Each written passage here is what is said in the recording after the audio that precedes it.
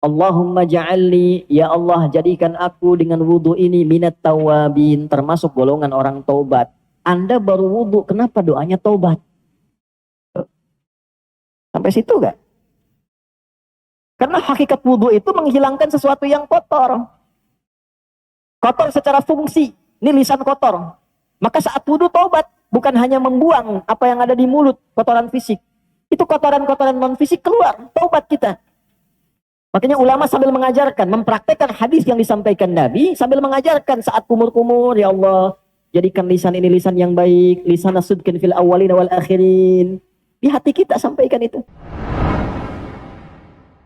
Awas. Kalau membersihkan yang luar, itu disebut dengan nadhafah. Nadhafa yunadhifu, membersihkan yang luar. Misal, cuci baju ini supaya bersih. Setelah dicuci bersih, hilang kotorannya. Maka orang Arab mengatakan thawbuka nadhif, bajumu bersih. Tapi kalau kita ingin membersihkan yang di dalam, yang tidak tampak keluar, ya, tidak tampak keluar, itu katanya terambil dari kata taharah namanya. Jelas? Ada urid an utahhira qalbi, saya ingin membersihkan bagian hatiku, tak nampak keluar. Gak ada orang mengatakan unadhifa qalbi, maka artinya hatinya keluarin dulu, cuci di luar. Ya. Nah, taharah itu membersihkan bagian dalamnya. Wudu, kenapa disifati dengan taharah? Karena wudu itu walaupun membasuh yang di luar, pada hakikatnya membersihkan fungsinya dari dalam. Ya, Anda kalau baca Quran surah kelima Al-Maidah di ayat yang ke-6, ya ayyuhalladzina amanu idza qumtum ila sholati faghsilu wujuhakum, terus sampai ke bawah tentang wudu, itu ujungnya disebutkan liyutahhirakum, untuk memberikan taharah pada dirimu. Jadi wudu yang benar itu bukan sekedar wajahnya dibasuh, tangan sampai siku, kotoran fisiknya keluar, bukan sekedar itu.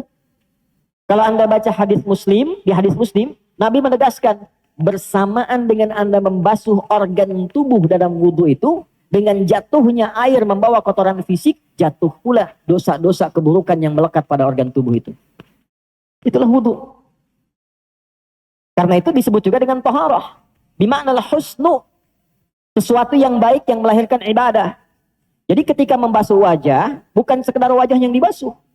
Fungsi yang melekat pada wajah ini berubah menjadi lebih baik. Yang kotornya hilang.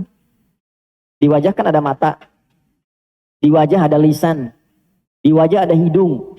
Jadi kalau orang wudunya benar, itu bukan sekedar raf'al hadathi, menghilangkan yang kotor di wajah, bukan.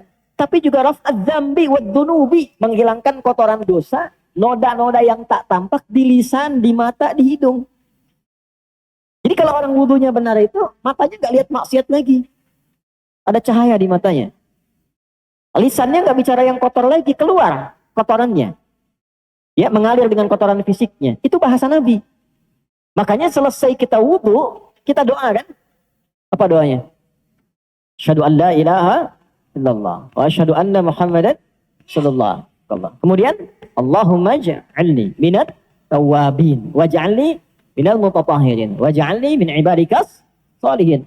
Tauhid dulu untuk menunjukkan penjagaan iman kita. Cara bertauhidnya seperti diajarkan Nabi, wudunya seperti diajarkan Nabi, lalu doa. Allahumma ja'alni, ya Allah jadikan aku dengan wudu ini minat tawabin, termasuk golongan orang taubat. Anda baru wudu, kenapa doanya taubat? Sampai situ gak? Karena hakikat wudu itu menghilangkan sesuatu yang kotor. Kotor secara fungsi, ini lisan kotor. Maka saat wudu taubat, bukan hanya membuang apa yang ada di mulut, kotoran fisik. Itu kotoran-kotoran non fisik keluar, taubat kita. Makanya ulama sambil mengajarkan, mempraktekkan hadis yang disampaikan Nabi, sambil mengajarkan saat kumur-kumur, ya Allah, jadikan lisan ini lisan yang baik, lisan asudkin fil awalin wal akhirin. Di hati kita sampaikan itu. Minta. Wajahnya wajah yang baik, tangannya mengerjakan yang baik-baik. Kemarin saya sampaikan di Jakarta, kenapa di ayat Quran itu tangan disebutkan sampai ke siku. Wa aydiyakum ilal marafiq. Wa aydiyakum, tanganmu sampai siku. Ila di situ lidilalati ala nihayah, menunjukkan ke ujung. Awal ke ujung, basuh dari sini ke sini. Kalau Anda basuh dari sini ke sini pun sah wudunya. Tapi dari segi mana, afdolnya dari sini ke sini. Untuk menunjukkan apa? Untuk menunjukkan bahwa organ tangan yang biasa digunakan oleh manusia dan seringkali berbuat salah dengan organ itu, ini dari sini. Sini. Anda bikin status di Instagram kan pakai ini, bukan pakai ini. Huh? Ya kan? Sampai ke situ memahaminya. Ya. Karena kajian saya disertasi itu yang terakhir itu menganalisis bahasa Al-Quran 30 juz. Dari tafsir 30 juz. Dan itu indah sekali. Ya. Nah, semuanya keterkaitan. Jadi begitu selesai kita berwudu, kita bertobat. Makanya orang yang benar wudunya pasti terjaga dari maksiat.